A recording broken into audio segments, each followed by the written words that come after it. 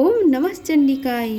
प्रथम शैलपुत्रे च द्वितीय ब्रह्मचारिणी तृतीय चंद्रघंटेति कुष्मांडेति चतुर्थकं पंचम स्कंदमातेति षष्ठम कात्यायनीति च सप्तम कालरात्रीति महागौरीति षष्ठम। नमस्कार दोस्तों, स्वागत है आप सभी का हमारे YouTube चैनल पावरफुल हिंदू धर्म में। नवरात्रि के चतुर्थ दिन माता कुष्मांडा देवी की पूजा होती है। माता कुष्मांडा देवी की स्वरूप की उपासना की जाती है। इस दिन साधक का मन अनाहत चक्र में अवस्थित होता है, अतः इस दिन उसे अत्यंत पवित्र और अचंचल मन से कुष्मांडा देवी के स्वरूप की पूजा करना चाहिए। सृष्टि का अस्तित्व नहीं था, तब इन्हीं देवी ने ब्रह्मांड की रचना की थी, अतः यह सृष्टि की आदि स्वरूपा आदि शक्ति है। इनका निवास सूर्य मंडल के भीतर के लोक में है। वहाँ निवास कर सकने की क्षमता और शक्ति केवल इन्हीं में है। इनके शरीर की कांति और प्रभा भी सूर्य के समान ही दैदीप्यमान है। नवरात्रि के चतुर्थ दिन श्री दुर्गा सप्तशती में कथा अध्याय 5, 6 और 7 का रसपान किया जाता है। आइए रसपान कीजिए कथा अध्याय 5 का, जिसमें वर्णन है देवताओं द्वारा देवी की स्तुति। चंडमुंड के मुख से अंबिका के रूप की प्रशंसा सुनकर शुंभ के उनके पास दूध भेजना और दूध का निराश लौटना। आइए आगे की कथा का रसपान कीजिए। श्री मार्कंडेय ऋषि कहते हैं कि पूर्व काल में शुंभ और निशुंभ नामक असुरों ने अपने बल के घमंड में आकर सचीपति इंद्र के हाथ से तीनों लोकों का राज्य और यज्ञ भाग छीन लिए थे। वे दोनों सूर्य, चंद्रमा, कुबेर, यम और वरुण के अधिकार का भी उपयोग करने लगे थे। वायु और अग्नि के कार्य भी वे ही करने लगे थे। उन दोनों ने सब देवताओं को अपमानित कर, राज्य भ्रष्ट कर, पराजित तथा अधिकारहीन करके स्वर्ग से निकाल दिया था। उन दोनों ने महान असुरों से तिरस्कृत देवताओं ने पराजिता देवी का स्मरण किया और सोचा, जगदम्बा देवी ने हम लोगों को वर दिया था कि आपत्ति काल में स्मरण करने पर मैं तुम्हारी सब आपत्तियों से तत्काल नाश कर दूंगी। यह विचार कर देवता गिरिराज हिमालय पर गए और वहां भगवती विष्णुमयी की स्तुति करने लगे। देवता बोले, हे देवी को नमस्कार है, हे महादेवी शिवा को सर्वदा नमस्कार है, प्रकृति एवं भद्रा को प्रणाम है। हम लोग नियम पूर्वक जगदम्बा को नमस्कार करते हैं, रौद्र को नमस्कार करते हैं, नित्या, गौरी एवं धात्री को बारंबार नमस्कार करते हैं, ज्योतिषमयी, चंद्र रूपनी एवं सुख स्वरूपा देवी को सत सत प्रणाम करते हैं। शरणागतों का कल्याण करने वाली वृद्धि एवं सिद्धि रूपा देवी को हम बारंबार नमस्कार करते हैं। नैऋति राक्षसों की लक्ष्मी, राजाओं की लक्ष्मी तथा सवर्णा शिव पत्नी स्वरूपा आप जगदम्बा को बारंबार नमस्कार है। दुर्गा, दुर्गपरा, दुर्गम, संकट से पार उतारने वाली, सारा, सबकी सारभूता, सर्वकार्याणी, ख्याति, कृष्णा और धूम्र देवी को सर्वदा नमस्कार है। अत्यंत सौम्य तथा अत्यंत रौद्र रूपा देवी को हम नमस्कार करते हैं, उन्हें हमारा बारंबार प्रणाम है। जगत की आधारभूता कृति देवी को बारंबार नमस्कार है। जो देवी सब प्राणियों में विष्णु माया के नाम से कही जाती है, उनको नमस्कार है, उनको नमस्कार है, उनको बारंबार नमस्कार है। जो देवी सब प्राणियों में चेतना कहलाती है, उनको नमस्कार है, उनको नमस्कार है, उनको बारंबार नमस्कार है। जो देवी सब प्राणियों में बुद्धि रूप से स्थित है, उनको नमस्कार है, उनको नमस्कार है, उनको बारंबार नमस्कार है। जो देवी सब प्राणियों में निद्रा रूप से स्थित है, उनको नमस्कार है, उनको नमस्कार है तथा उनको बारंबार नमस्कार है। जो देवी सब प्राणी में सुधा रूपा स्थित है, उनको नमस्कार है, उनको नमस्कार है तथा उनको बारंबार नमस्कार है।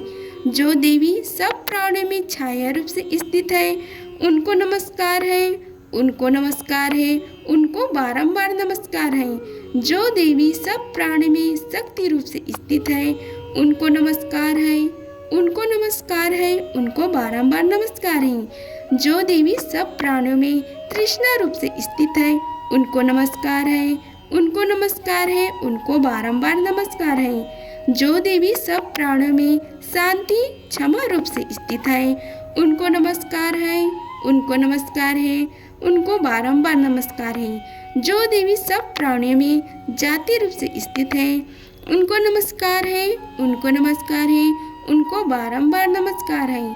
जो देवी सब प्राणियों में लज्जा रूप से स्थित है, उनको नमस्कार है, उनको नमस्कार है, उनको बारंबार नमस्कार है।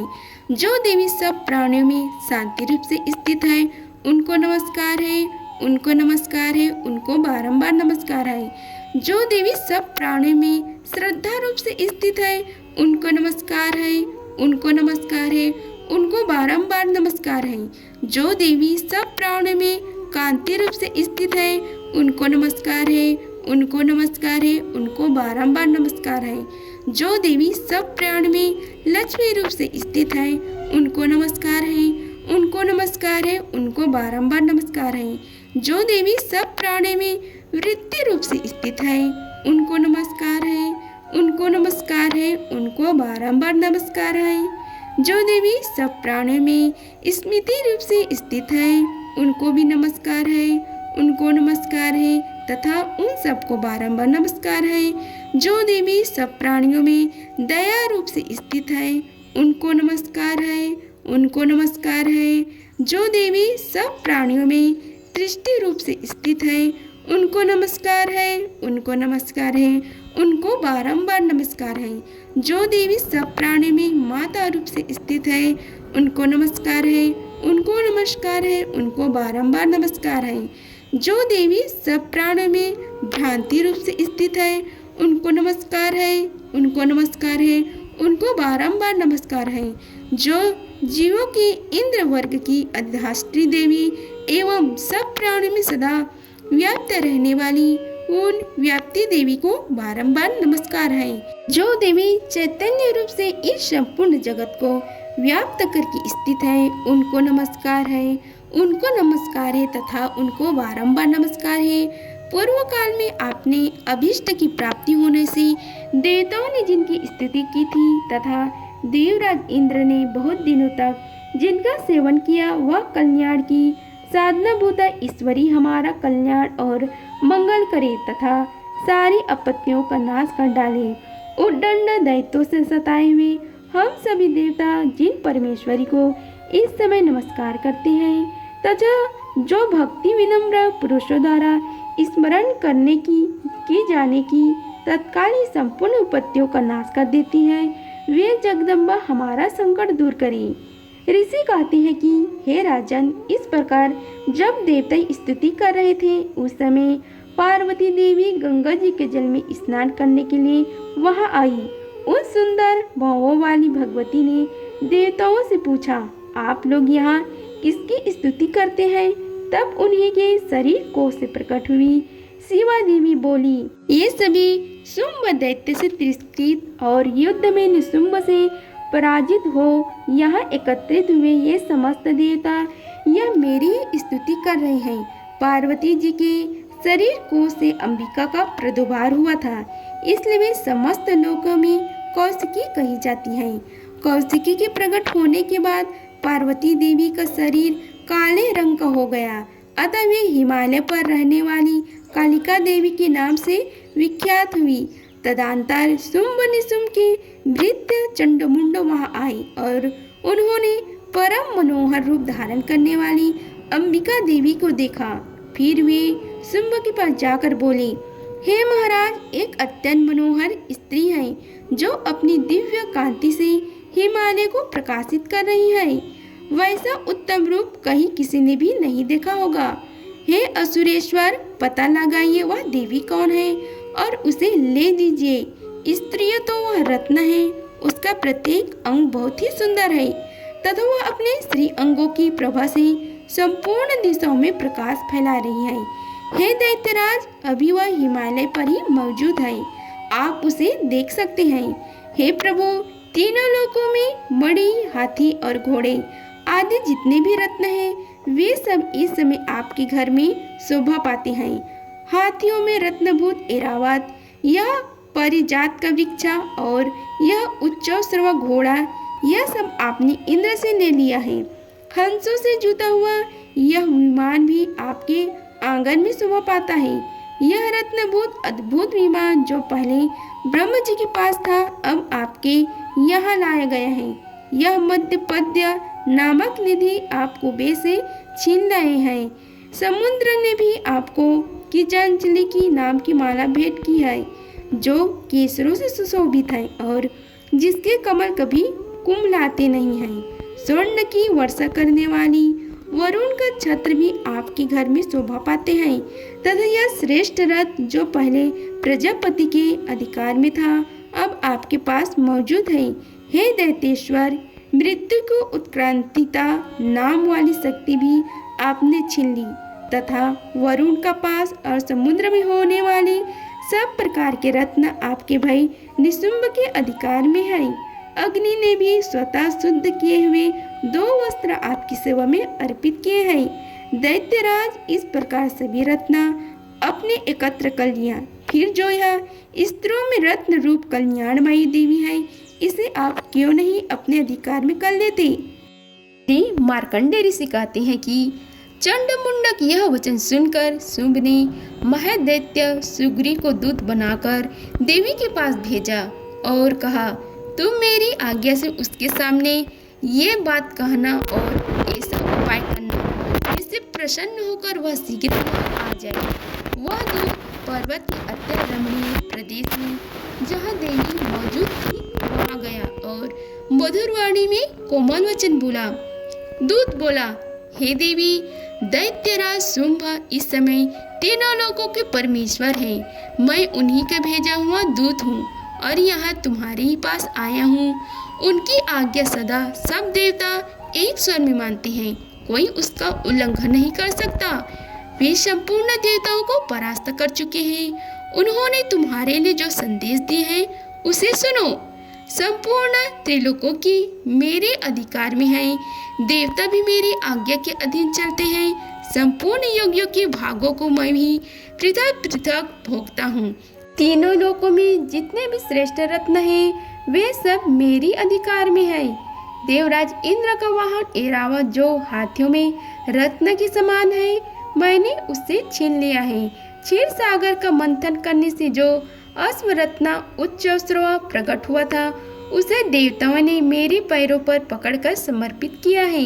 हे सुंदरी, उनके सिवा और भी जितने रत्नभूत पदार्थ देवताओं, गंधर्वों और नागों के पास थे, वे सब मेरे पास आ गए हैं। हे देवी, हम लोग तुम्हें संसार की स्त्रियों में रत्न मानते हैं, अतः तुम हमारे पास आ जाओ, क्योंकि रत्नों का उपभोग करने वाले हम ही हैं।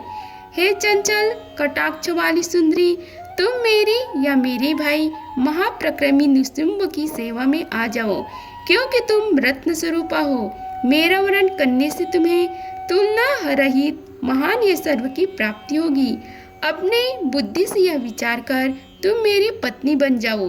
श्री मार्कंडेय ऋषि कहते हैं कि दूत के यो कहने पर कल्याणमयी भगवती दुर्गा देवी जो इस जगत को धारण करती है, मन ही मन गंभीर भाव से मुस्कुराई और इस प्रकार बोली।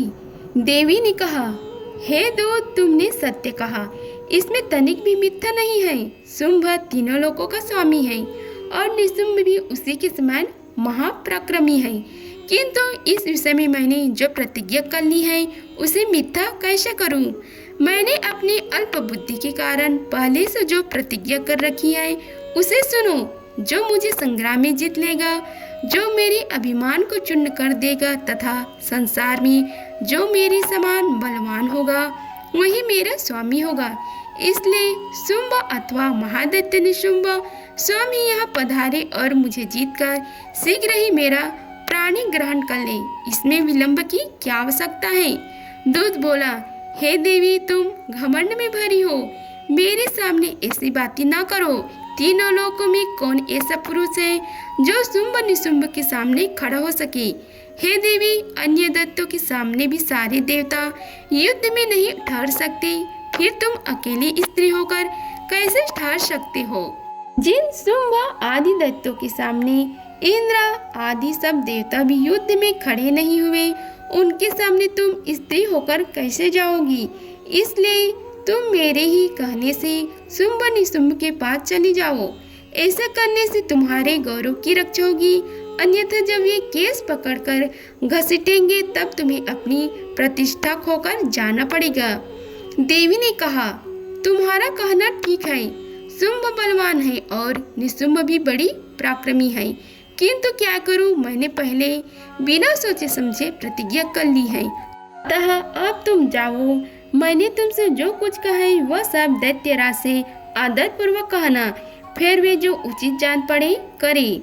इस प्रकार श्री मार्कंडेय पुराण में सवर्णिक मानवंतर की कथा के अंतर्गत देवी महात्म्य में देवी दिव्य संवाद नामक 5वां अध्याय पूरा हुआ।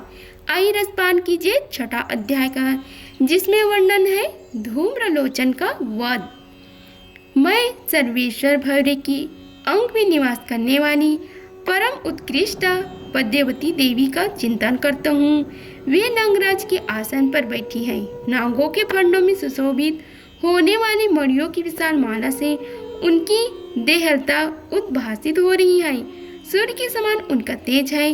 3 नेत्र उनकी शोभा बढ़ा रहे हैं। वे हाथी में माला, कुंभ, कपाल और कमल लिए हुए हैं तथा उनके मस्तक में अंध चंद्र का मुकुट सुशोभित है। श्री मार्कंडेय ऋषि जी कहते हैं कि देवी का यह कथन सुनकर दूत का बड़ा आमोश हुआ और उसने दैत्यराज के पास जाकर सब समाचार विस्तार पूर्वक कहकर सुनाया। दूत के उस वचन को सुनकर दैत्यराज कुपित हो उठा और दैत्य सेनापति धूम्रलोचन से बोला, धूम्रलोचन, तुम शीघ्र अपनी सेना साथ लेकर जाओ और उस दुष्टा के केस पकड़कर घसीटते हुए उसे बलपूर्वक यहाँ ले आओ। उसकी रक्षा करने के लिए यदि कोई दूसरा खड़ा हो तो वह देवता, यक्ष अथवा गंधर्व ही क्यों न हो, उसे अवश्य मार डालना।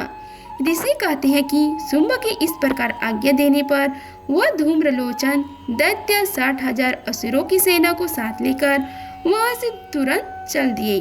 वहां पहुंचकर उसने हिमालय पर रहने वाली देवी को देखा और ललकार कर कहा, अरे तू शुंभ निशुंभ के पास चल। यदि इस समय प्रसन्नता पूर्वक मेरे स्वामी के समीप नहीं चलेगी तो मैं बलपूर्वक डंडा पकड़कर घसीटते हुए तुझे ले चलूंगा। देवी बोली, तुम्हें दैत्य के राजा ने भेजा है, तुम स्वयं भी बलवान हो और तुम्हारे साथ विशाल सेना भी है। ऐसे दशा में यदि तुम मुझे बलपूर्वक ले चलोगे तो मैं तुम्हारा क्या कर सकती हूँ? श्री मार्कंडेय ऋषि कहते हैं कि देवी के योग कहने पर असुर धूम्रलोचन उनकी ओर दौड़ा। तब अंबिका ने होम शब्द से उच्चारण मात्र से उसे भस्म कर दिया। फिर तो क्रोध में भरी हुई दैत्यों की विशाल सेना और अंबिका ने एक दूसरे पर तीखे सायों शक्तियों तथा पार्श्वों की वर्षा आरंभ की।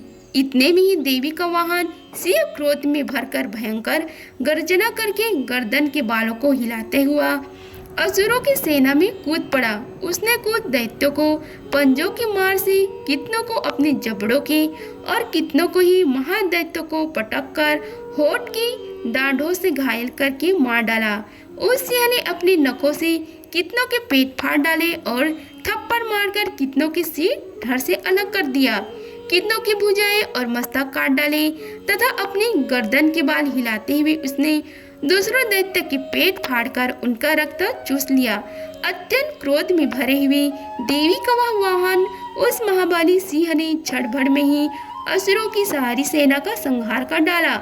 शुंभ ने जब सुना कि देवी ने धूम्रलोचन असुर को मार डाला है तथा उसके सिंह ने सारी सेना का सफाया कर डाला है, तब उस दैत्यराज को बड़ा क्रोध हुआ। उसका ओठ कांपने लगा। तब उसने चंड और मुंड नामक 2 महादैत्यों को आज्ञा दी, हे चंड और हे मुंड, तुम लोग बहुत ही बड़ी सेना लेकर वहां जाओ। उस देवी के झोटे पकड़कर अथवा उसे बांधकर शीघ्र यहाँ ले आओ। यदि इस प्रकार उसको लाने में संदेह हो तो युद्ध में सब प्रकार के अस्त्र शस्त्रों से तथा समस्त असुर सेना का प्रयोग करके उनकी हत्या कर डाला। इसी प्रकार श्री मार्कंडेय पुराण में सवर्णिक मानवंतर की कथा के अंतर्गत देवी महात्मा में धूम्रलोचन वध का 6वां अध्याय समाप्त हुआ। आइए रसपान कीजिए कथा अध्याय 7 का, जिसमें वर्णन है चंड और मुंड का वध। माता का ध्यान करते हैं। मैं मातंगी देवी का ध्यान करता हूँ। वे रत्नमयी सिंहासन पर बैठकर पढ़ते हुए तोते का मधुर शब्द सुना रही है। उनके शरीर का वर्ण श्याम है। वे अपना एक पैर कमल पर रखे हुए और मस्तक पर अर्धचंद्र धारण करती हैं तथा कहार पुष्पों की माला धारण किए वीणा बजाती है। उनके अंग में कसी हुई चोली शोभा पा रही है। वे लाल रंग की साड़ी पहने हाथ में शंखमयी पात्र लिए हुए, उनके वदन पर मधु का हल्का हल्का प्रभाव जान पड़ता है और ललाट में बेदी शोभा दे रही है। आइए कथा का रसपान कीजिए। श्री मार्कंडेय ऋषि जी कहते हैं कि तदंतर शुंभ की आज्ञा पाकर वे चंड तथा मुंड आदि दैत्य चतुरंगनी सेना के साथ अस्त्र शस्त्र सुसज्जित हो माता देवी के पास चल दिए। फिर गिरिराज हिमालय के सुवर्णमय ऊंचे शिखर पर पहुंचकर उन्होंने सिंह पर बैठी देवी को देखा। वे मंद मंद मुस्कुरा रही थी। उन्हें देखकर दैत्य लोग तत्परता से पकड़ने का उद्योग करने लगी। किसी ने धनुष तान लिए, किसी ने तलवार संभाली और कुछ लोग देवी के पास आकर खड़े हो गए। अब अंबिका देवी ने उन शत्रुओं के प्रति बड़ा क्रोध किया। उस समय क्रोध के कारण उनका मुख काला पड़ गया, ललाट में भौहें टेढ़ी हो गई और वहां से तुरंत विकराल मुखी काली प्रकट हुई जो तलवार और पास ले हुई थी। वे विचित्र खड़गवाग धारण किए और चीते की चर्म की साड़ी पहने नर मुंडों की माला से विभूषित थी। उनके शरीर का मांस सूख गया था, केवल हड्डियां का ढांचा था जिससे वे अत्यंत भयंकर जान पड़ती थी।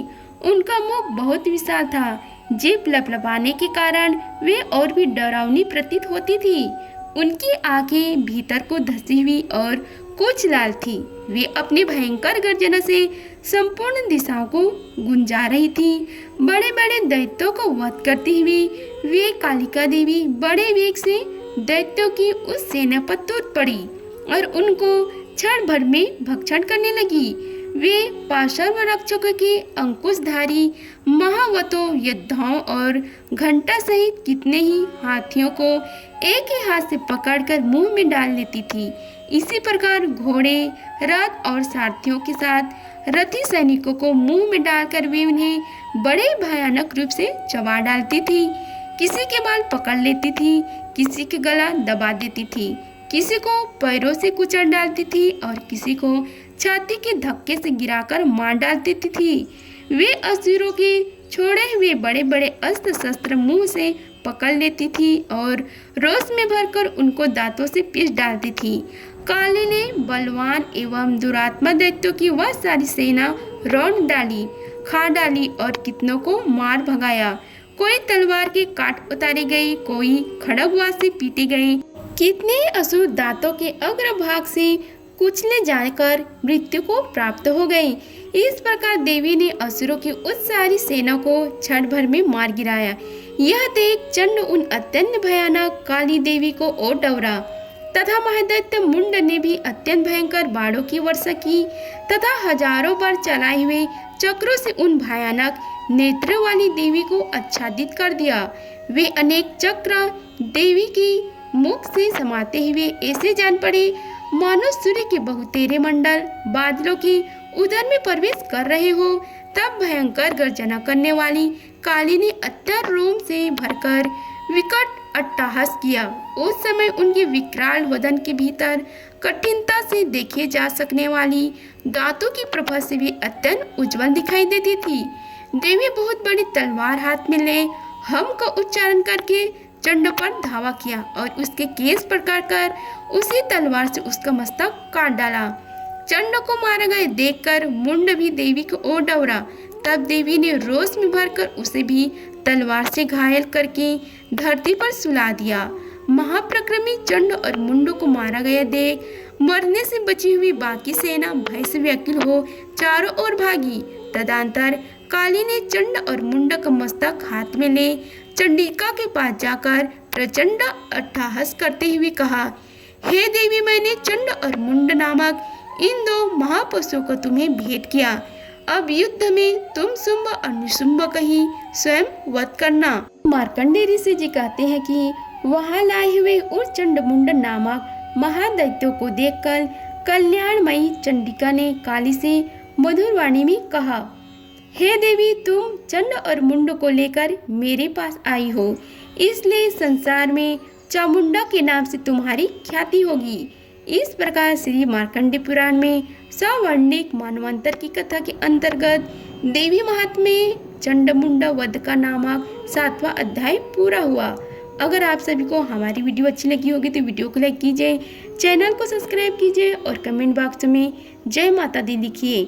आगे की कथा का रसपान कल करेंगे। धन्यवाद। मिलते हैं अगले वीडियो में।